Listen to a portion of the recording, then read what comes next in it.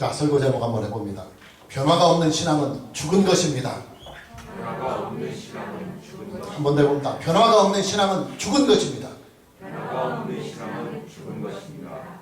오늘의 본문 말씀은 짧은 한 구절 말씀이지만 이 한 구절의 말씀이 차지하고 있는 비중은 신명기 전체를 다 아우르는 말씀이라고 해도 과언이 아닐 만큼 아주 중요한 요절 말씀입니다. 신명기는 죽음을 눈앞에 두고 있는 모세가 하나님께서 그에게 주신 마지막 사명을 감당하는 내용들을 기록하고 있습니다. 그 마지막 사명이 뭐냐? 이스라엘의 신세대들, 출애굽 제2세대들에게 신앙을 교육하는 일입니다. 모세는 하나님께서 세우신 탁월한 지도자의 또 교육자이고 스승이었습니다. 그는 하나님의 명령에 따라 하나님께서 그에게 주시는 계시들과 말씀들과 법들을 문자로 다 기록해서 책으로 만들게 됩니다. 왜 책으로 만들었냐? 이스라엘 자손들에게 신앙의 교과서를 만들어 주시기 위해서입니다. 그리고 한 걸음 더 나아가 장차 예수 그리스도 안에서 하나님을 믿게 될 선택된 하나님 나라의 백성들에게 신앙의 교과서를 주시기 위해서 하나님께서 그에게 주시는 말씀들과 계시들과 법들을 문자로 기록하여 책으로 남기게 되는 것입니다. 모세가 문자로 기록하여 남긴 그 책들을 우리는 모세오경이라고 부릅니다. 창세기, 출애굽기, 레위기, 민수기, 신명기 이 5권의 책입니다. 모세는 이 교과서를 가지고 이스라엘의 신세대들에게 신앙을 교육하기 시작합니다. 여러분, 기독교 신앙은요, 교과서가 존재하는 신앙입니다. 교과서가 존재하는 신앙입니다. 그리고 교과서대로 믿는 신앙입니다. 기독교 신앙의 교과서가 뭐냐? 신구약 성경 66권입니다. 본문 1절 말씀을 보면 이스라엘아, 이제 내가 너에게 가르치는 규례와 법도를 듣고 준행하라. 그리하면 너희가 살 것이요 너희 조상의 하나님 여호와께서 너희에게 주시는 땅에 들어가서 그것을 얻게 되리라 그랬습니다. 본문 1절 말씀을 보면 규례와 법도라는 말씀이 나옵니다. 1절 말씀에 나오는 규례와 법도는 모세 당시에 존재하고 있었던 이스라엘 자손들의 신앙의 교과서를 말합니다. 좁은 의미로는 신명기를 말하는 것이고 또 넓은 의미로는 모세오경인 창세기, 출애굽기, 레위기, 민수기, 신명기를 말하는 것입니다. 하나님께서는 모세에게 명하셔서 하나님께서 그에게 주시는 모든 계시들과 말씀들과 법들을 다 문자로 기록을 하게 하셨습니다. 왜 기록을 하게 하셨느냐? 이스라엘 자손들의 신앙을 가르쳐줄 신앙의 교과서가 필요하기 때문입니다. 종교학에서는 종교를 분류할 때 고등 종교와 하등 종교로 분류를 합니다. 그런데 고등 종교와 하등 종교를 분리하는 그 기준점이 뭐냐? 경전의 유무에 있습니다. 경전이 존재하는 종교는 고등 종교로 보고 또 경전이 존재하지 아니하는 종교는 하등 종교로 봅니다. 예를 들어서 미신은 경전이 존재하지 않습니다. 경전이 존재하지 아니한다고 하는 것은 무엇을 말하는 것입니까? 미신은 신앙의 교과서도 없고 그렇기 때문에 사람들이 임의대로 대충 믿는 법을 정하여서 자기 멋대로 믿는다 그 말입니다. 그러나 기독교 신앙은 경전이 존재합니다. 신구약 성경 66권입니다. 여러분, 기독교 신앙의 경전인 신구약 성경 66권은요 1600년의 긴 세월을 거쳐서 40명 이상의 저자들에 의해서 기록이 된 책입니다. 인류의 역사에서 가장 긴 역사를 가지고 기록이 된 경전이 바로 신구약 성경 66권인 것입니다. 왜 성경이 기록이 되었느냐? 기독교인들에게 기독교 신앙의 교과서를 주시기 위해서 성경이 기록이 된 것입니다. 여러분, 그렇잖아요. 신앙의 교과서가 없다고 한다면 누구를 믿어야 할 것인지, 또 무엇을 믿어야 할 것인지, 또 어떻게 믿어야 할 것인지, 또 믿어서 내게 유익이 되고 또 복이 되는 것이 무엇인지를 어떻게 알 수가 있겠습니까? 감사하게도 기독교 신앙은 신앙의 교과서가 있기 때문에 그 교과서대로 잘 믿기만 하면 가장 좋은 믿음 생활을, 가장 질 좋은 믿음 생활을 할 수가 있는 것입니다. 자, 교과서대로 믿으려면 당연히 교과서를 배워야 합니다. 본문 1절 말씀을 다시 보면 이스라엘아, 이제 내가 너에게 가르치는 규례와 법도를 듣고 준행하라 그랬습니다. 본문 1절 말씀을 다시 보면 가르친다, 듣는다, 그리고 준행한다 하는 말씀들이 나옵니다. 교과서를 배우려면 가장 먼저 교과서를 가르치는 선생님이 계셔야 하겠죠.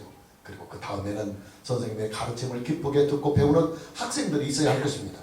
그리고 가르치고 배운 것을 실천하는 실천의 행동들이 교육을 통해서 나타나야 될 것입니다.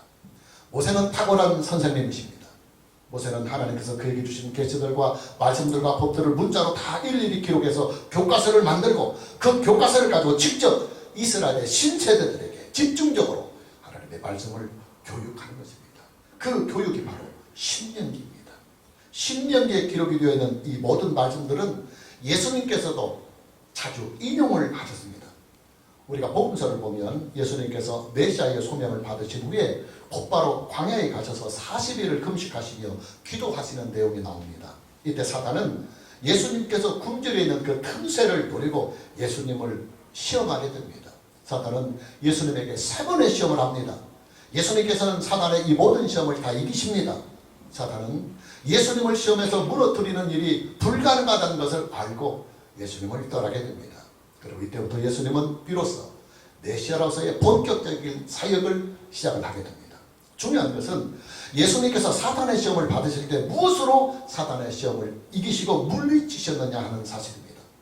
하나님의 기록된 말씀인 성경으로 사탄의 시험을 물리치고 이기셨습니다. 그런데 예수님께서 사용하신 성경 말씀이 구체적으로 어디였느냐? 신명기 말씀이었습니다. 예수님께서는 3번의 사탄의 시험에 다 신명기의 말씀을 사용하셔서 사탄을 대적하시고 그리고 사탄의 시험을 물리치셨습니다. 제가 약 한 15년 전에 어떤 중대한 문제를 놓고 기도에 집중을 하기 위해서 조용한 기도원에 들어가서 3주간을 금식을 하면서 기도를 한 일이 있습니다. 제가 사용하던 숙소 바로 옆방에 어떤 남자 집사님이 일주일을 금식하며 기도하시는 분이 계셨습니다. 그분이 어느 날 제게 물어봤습니다. 자, 금식을 하는 일주일 동안 성경을 좀 읽어야 하겠는데 짧은 일주일이라 성경 전체 66권을 다 읽는다는 것은 무리고 그 66권 중에 한 권을 택하여서 집중적으로 성경을 읽어야 되겠는데 어느 부분을 읽었으면 좋겠습니까? 하고 제게 물어봤습니다. 그때 저는 그분에게 신명기를 읽어보십시오. 그렇게 권해드렸습니다.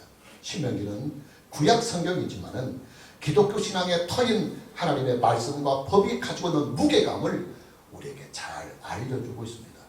물론 그분이 성경 말씀에 성숙한 분이었다고 한다면 저는 당연히 로마서를 집중적으로 읽으라고 권면을 했을 것입니다. 그러나 그분과의 대화를 통해서 그분에게는 성경 말씀 그 자체를 하나님의 기록된 말씀이라고 믿는 그 믿음이 필요하다고 판단이 되어서 신명기를 집중적으로 읽어보라고 권유드렸습니다. 여러분, 신명기는요 모세시대뿐만이 아니라 구약시대 전체를 아우르는 가장 확실한 신앙의 교과서입니다. 우리가 유대인들 하면 번뜩 떠오르는 이미지가 있어요. 키파를 쓰고 수염을 기르고 이 옆머리는 따서 길게 늘어뜨리고 또 손목에는 말씀을 기록한 테이프를 둥둥 두르고 통곡을 베겨서 기도를 하는 모습, 이게 바로 유대인들의 이미지입니다. 여러분, 유대인들이요 그 손목에 말씀을 기록한 테이프를 두르고 그 말씀을 보면서 기도를 하는 이 일은요 쉐마 교육의 전통에서 나오는 신앙적인 문화입니다. 쉐마 교육이 뭐냐? 신명기에 있는 말씀, 신명기 6장 3절에서부터 9절까지의 말씀을 가르치고 실천하는 것이 유대인들의 쉐마 교육입니다. 무슨 말이냐?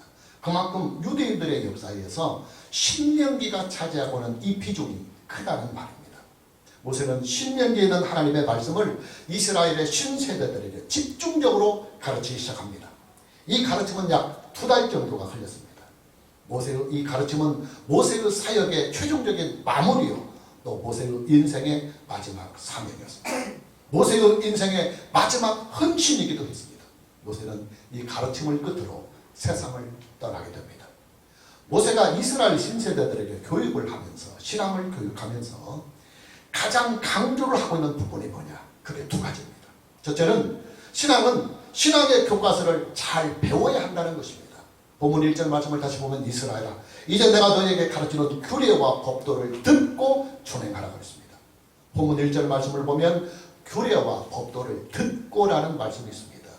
여기에서 이 듣는다고 하는 이 말씀은 강연을 듣거나 연설을 듣는다는 말이 아니고 중요한 시험을 앞두고 있는 수험생이 수학 공식을 배우고 과학의 원리를 배우는 것과 같이 온 힘을 쏟아서 가르치는 선생님들에게 집중을 해서 배우라는 말입니다.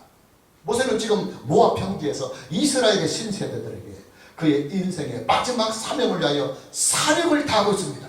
하나님께서 40년 동안 그에게 주셨던 계시들과 말씀들과 법들을 다 묶어서 이스라엘의 신세들에게 가르치는 일인 것입니다. 모세는 이스라엘의 신세들에게 말씀의 포문을 열고 이런 설교를 합니다. 이스라엘아, 이제 내가 너에게 가르치는 규례와 법도를 배우라 하고 말입니다. 여러분, 기독교 신앙은요, 반드시 교과서대로 믿어야만 그 믿음이 유효한 믿음이 됩니다. 기독교 신앙은 반드시 교과서대로만 믿어야 그 신앙의 효염이 비로소 나타납니다. 기독교 신앙이 교과서를 벗어날 때 우리는 그 신앙을 이단 신앙이라고 말하고 사이비 신앙이라고 말합니다.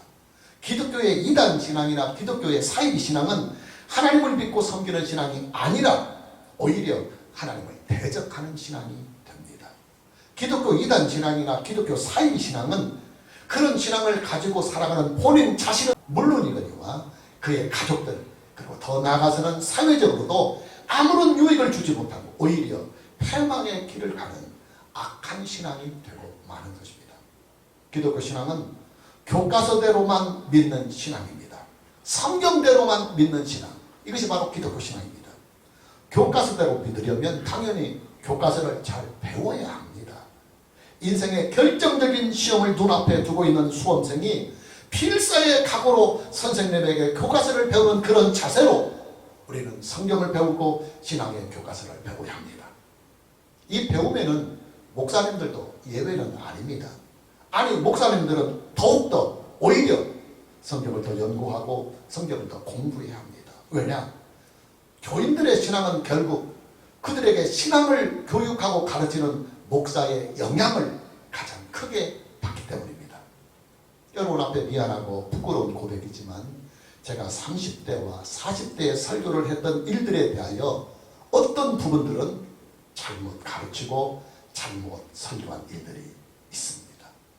크게 빗나가지는 않았지만 제가 30대 성경을 해석하고 40대의 성경을 해석하고 지금 성경을 해석하고 적용하며 말씀을 전하는 부분이 조금씩은 다릅니다. 제가 젊은 날 성경을 잘못 이해한 부분들이 솔직히 있었습니다. 여러분, 목사도요, 신앙이 성숙을 하기도 하고 오히려 신앙이 퇴보를 하기도 합니다. 자기 관리를 잘하면 신앙이 성숙을 하지만 자기 관리를 잘못하면 오히려 신앙이 퇴보하다가 나중에는 아주 추한 신앙인으로 변질도 하게 됩니다. 성경을 배워야 합니다. 신앙의 교과서를 우리는 배워야 합니다. 감사하게도 저와 여러분들에게는 성경을 가르쳐줄 완벽한 선생님이 계십니다. 그 선생님이 누구냐? 우리 안에 내주하고 계시는 성령님이십니다.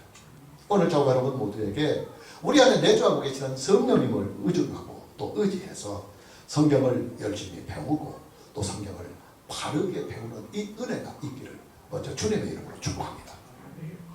모세가 이스라엘의 신체들에게 신앙을 교육하면서 두 번째로 강조를 하고 있는 부분이 뭐냐면, 교육이라고 하는 것은 아는 지식으로 끝나는 것은 교육이 아니다.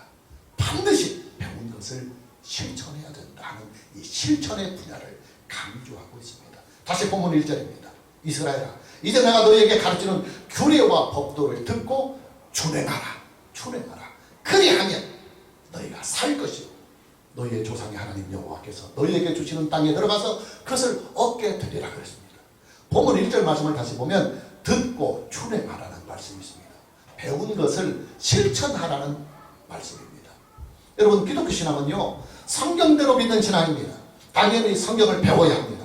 그리고 성경을 바르게 알아야 합니다. 이게 안 되면 신앙이 엉뚱한 방향으로 흘러가 버리고 맙니다. 그러나 성경의 지식이 머리 안에서만 머물러 있다고 한다면 그것 역시도 기독교 신앙이 아닙니다. 왜냐? 기독교 신앙은 적극적으로 신앙을 표현하는 신앙이요, 또 기독교 신앙은 적극적으로 신앙을 실천하는 신앙이기 때문입니다. 조금 전에 유대인들의 쉐마 교육에 대하여 잠깐 말씀을 드렸지만 유대인들의 쉐마 교육은 신앙 교육의 기초입니다. 그들의 신앙 교육의 대헌장이기도 합니다. 쉐마 교육의 중심이 뭐냐? 우리가 참고적으로 신명기 6장 4절과 5절 말씀을 보면 이 말씀이 바로 쉐마 교육의 중심입니다. 이스라엘에 들으라. 우리 하나님 여호와는 오직 유일한 여호와시니 너는 마음을 다하고 뜻을 다하고 힘을 다하여 네 하나님 여호와를 사랑하라. 할렐루야. 최선을 다하여 하나님을 사랑하는 일입니다. 왜 그래야 하느냐? 그들이 믿는 여호와 하나님은 스스로 존재하시는 유일하신 그리고 전능하신 하나님이시기 때문입니다. 그런 하나님께서 그들을 애굽의 종살이에서 구원해 주셨고 또 그들에게 가나안 땅을 기업으로 주셨고 그리고 그들의 하나님, 그들의 아버지가 되어 주셨기 때문입니다. 여러분, 우리가요 어떤 분에게 깊은 은혜를 입었다고 한다면 그 은혜의 강도에 따라서 그 은혜에 감사하는 태도가 다르게 나타납니다. 예를 들면 이런 거예요. 어떤 은혜는 감사합니다 하고 말 한마디로 받은 은혜를 표현할 수도 있습니다. 또 어떤 은혜는 말로만 하기는 조금 어려운 또 더 깊은 은혜이기 때문에 큰 절을 하면서 은혜에 대하여 감사를 표현할 수도 있을 것입니다. 사람들이 부모님의 은혜에 대하여 감사를 표현할 때 큰 절로 올리는 것이 바로 그 이유가 있습니다. 그러나 어떤 은혜는 평생 동안을 목숨을 다하여 은혜에 감사하며 보답을 하려고 하는 깊은 은혜가 있습니다. 바로 하나님의 은혜입니다. 여러분, 우리를 향하신 하나님의 은혜는요 감사하다는 인사만으로 표현할 수 있는 은혜가 아니에요. 그리고 큰 절을 하면서 은혜를 표현할 수 있는 그런 은혜의 강도도 아닙니다. 평생을 내 목숨과 내 마음과 내 인생과 내 능력을 다하여서 최선을 다하는 사랑으로 하나님을 사랑해야 하는 은혜를 우리는 하나님 아버지께로부터 얻고 있는 것입니다. 최선을 다하여 하는 사랑이 어떤 사랑이냐? 마음을 다하여 하나님을 사랑하고 뜻을 다하여 하나님을 사랑하고 그리고 힘을 다하여서 하나님을 사랑하는 일입니다. 결국 뭐냐? 적극적으로 하나님께 대한 사랑을 표현하고 또 적극적으로 하나님께 대한 사랑을 행동으로 실천하라는 말씀해 주셨습니다. 다시 본문 1절 말씀으로 돌아갑니다. 이스라엘아, 이제 내가 너희에게 가르치는 규례와 법도를 듣고 준행하라. 그리하면, 준행하면 너희가 살 것이고 너희의 조상의 하나님 여호와께서 너희에게 주시는 땅에 들어가서 그것을 얻게 되리라. 여러분, 모세는요 교육의 목표를 어디에 두고 이스라엘 자손들을 교육을 했느냐 하면 하나님께서 이스라엘 자손들에게 주신 규례와 법도, 즉 신앙의 그 교과서를 잘 배워서 그들이 배운 교과서대로 규례와 법도대로 잘 실천에 옮기는 일, 이것에 모세는 교육의 목표를 두고 있는 것입니다. 본문 1절 말씀에 나오는 준행이라고 하는 이 단어는 적극적인 실천, 적극적인 실천을 말하는 단어입니다. 무슨 말이냐? 기독교 신앙의 목표는 실천에 있다는 말입니다. 하나님께서 우리에게 주신 신앙의 교과서와 인생의 교과서와 진리의 교과서인 신구약 성경 66권을 잘 배우고 그 배운 것을 삶에 적용을 하고 또 삶에 실천을 해서 신구약 성경 66권의 그 말씀이 우리의 생명과 우리의 인생을 주장하도록 하는 것, 이것이 바로 기독교 신앙 교육의 목표가 되는 것입니다. 교육이 뭐냐 하는 교육의 정의를 놓고 유명한 교육학자마다 자기 나름대로의 정의들을 많이 내놓은 적이 있습니다. 그런데 그 많은 정의들 중에서 우리 한국에서 가장 정통적으로 사용하고 있는 교육의 정의가 있어요. 우리나라의 정범모 교수의 교육학 정의입니다. 그분은 교육에 대하여 이런 정의를 내립니다. 교육이란 인간 행동의 계획적인 변화이다. 인간 행동의 계획적인 변화이다. 이 정의가 우리 한국 교육학에서 가장 보편적으로 인정을 받는 교육에 대한 정의입니다. 교육이란 변화라고 하는 이 결과가 나타날 때 비로소 교육이라고 말할 수 있다는 것입니다. 그리고 그 변화는 가르침과 배움이라고 하는 의도적이며 계획된 과정을 통해서 나올 때 그것을 비로소 교육이라고 말할 수 있다는 것입니다. 여러분, 교육은요 변화를 전제로 하는 일입니다. 변화가 나타나지 아니하는 교육은 미안하지만 교육이 된 것이 아니라는 말입니다. 교육이란 가르침과 배움의 과정을 되풀이하고 반복하는 일이 아니에요. 가르침과 배움이 행동으로 나타나고 실천을 통해서 비로소 나타날 때 우리는 교육이라는 말을 비로소 사용을 할 수가 있다는 말입니다. 목사의 설교는 복음의 선포와 신앙의 교육이라고 하는 이 이중적인 기능을 가지고 하는 일입니다. 따라서 설교를 듣는 성도들에게서 변화가 나타나지 아니한다고 한다면 목사의 설교는 미안하지만 죽은 설교가 됩니다. 왜냐하면 교육적인 기능이 전혀 나타나지 않는 설교이기 때문인 것입니다. 모세는 이스라엘의 신세대들에게 신앙을 교육하면서 변화라고 하는 그 목표에 포커스를 맞추고 있습니다. 다시 본문 1절입니다. 이스라엘아, 이제 내가 너희에게 가르치는 규례와 법도를 듣고 준행하라. 그리하면 너희가 살 것이요 너희의 조상의 하나님 여호와께서 너희에게 주시는 땅에 들어가서 그것을 얻게 되리라. 본문 1절 말씀을 다시 보면 교육과 관련된 세 그 단어들이 등장하고 있습니다. 가르친다, 듣는다, 준행한다. 이 세 개의 단어들입니다. 이 세 개의 단어들 중에서 가르친다 그리고 듣는다라고 하는 이 단어는 교육의 과정을 말하는 것입니다. 그리고 준행하라고 하는 이 단어는 교육의 목표를 말씀하고 있는 것입니다. 여러분, 교육이라고 하는 것은요, 과정을 위해서 존재하는 것이 아니에요. 목표를 위해서 존재하는 것입니다. 다시 말해서 가르치고 배우는 이 일은 준행, 즉 실천을 위해서 존재한다고 하는 말인 것입니다. 모세가 이스라엘의 신세대들에게 신앙을 교육하는 목표가 뭐냐? 가르치고 배운 것을 준행하는 일입니다. 가르치고 배운 것을 실천하는 일입니다. 가르치고 배운 것이 변화를 통해서 그들에게 증거로 나타나는 일인 것입니다.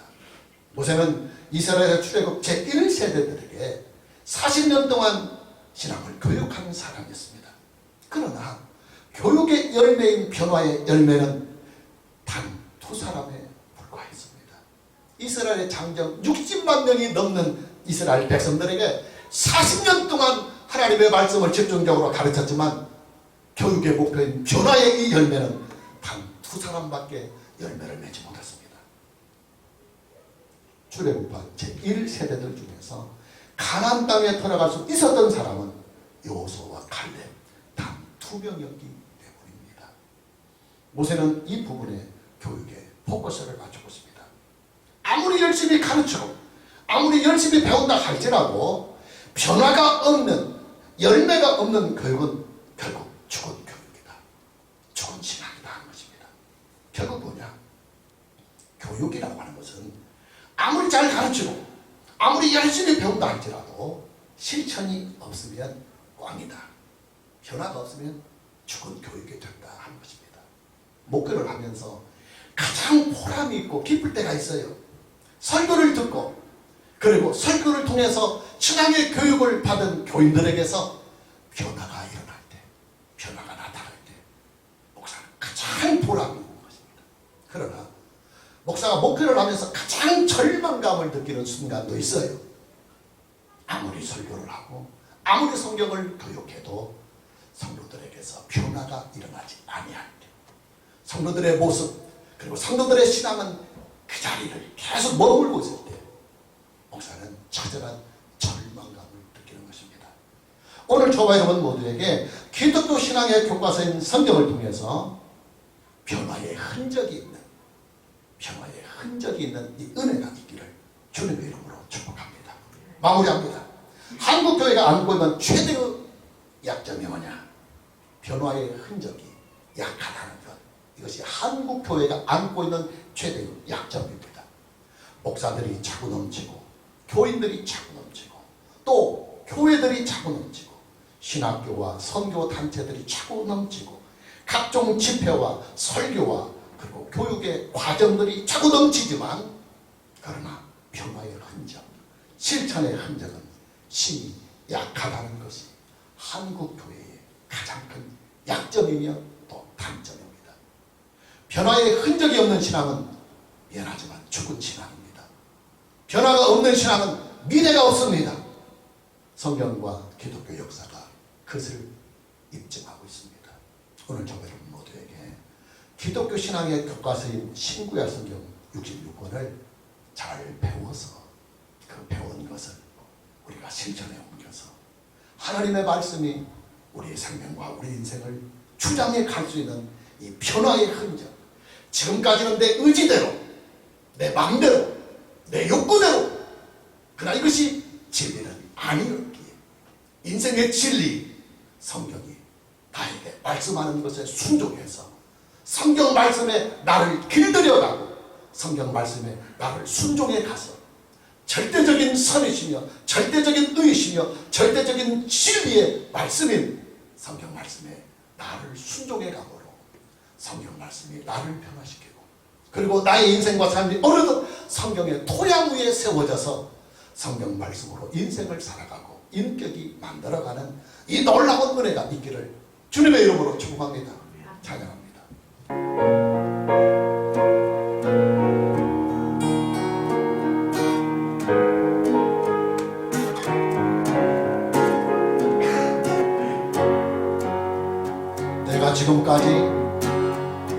내가 지금까지 지내온 것이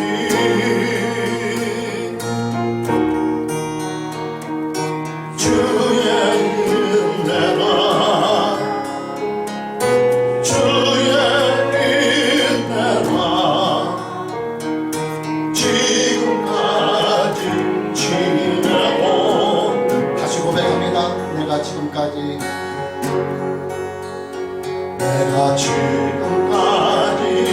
지내온 것이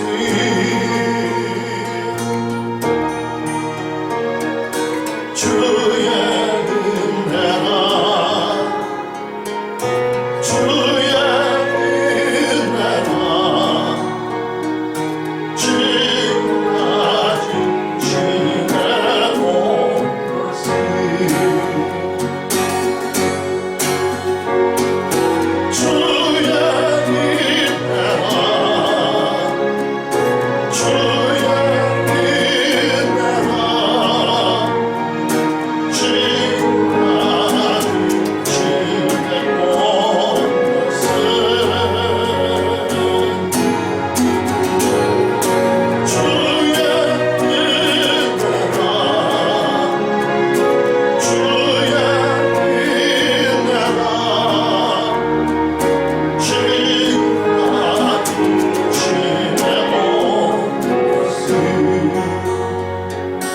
하나님의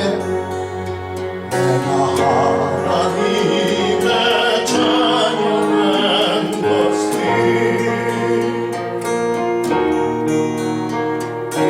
주의 은혜라 주의 은혜라 하나님의 자녀된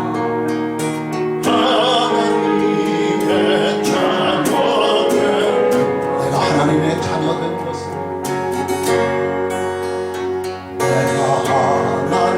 하나님의 자녀된 것이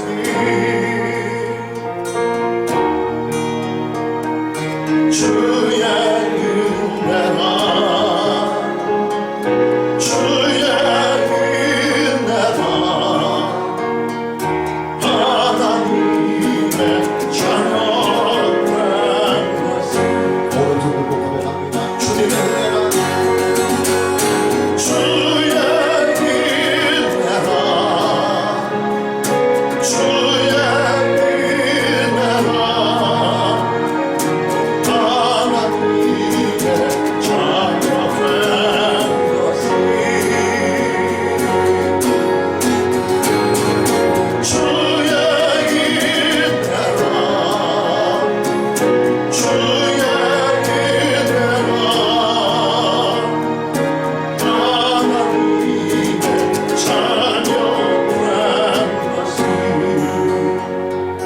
주의 내가 이 자리에 서 있는 것이